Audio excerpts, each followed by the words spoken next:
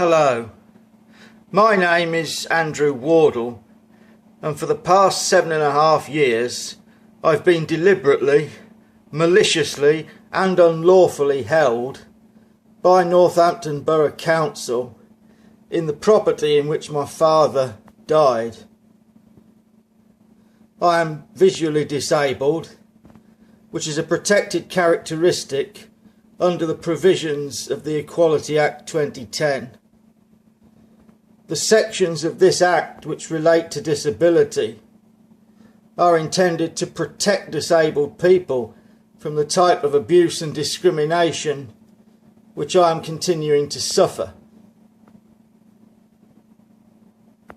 I'll just briefly show you the place in which I have to live. As you can see, it's basically like living homeless with a roof on, because there's no facilities, there's nothing. That's where I have to sleep, on the floor, on a rug that I got out of a skip. There's the walls, completely undecorated. The place hasn't been touched since 1998. And this series of posts and videos will take the reader and viewer through the events which I've had to suffer during the past 7.5 years, and which I'm continuing to suffer to this day, despite repeated promises that I would be housed in a suitable property. All of these promises have been broken, and the relevant legislation has been continually breached. I'll be demonstrating this throughout the series with evidence wherever possible. The first lie I was told was by a housing officer named Mrs. Costello in October 2007.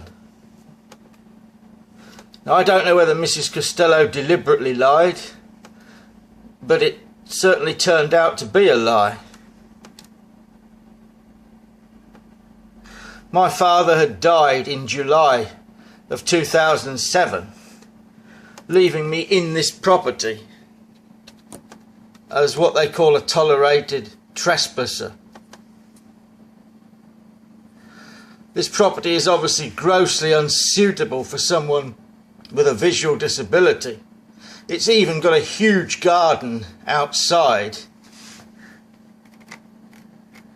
And Mrs. Costello promised that I'd be housed in a suitable property within a matter of weeks. 7.5 years later, I'm still here suffering. As you go through the series, you'll find out exactly what vile tricks Northampton Borough Council have resorted to just to keep me stuck here, in violation of every applicable law and in breach of every promise they've ever made. They don't gain anything from doing this.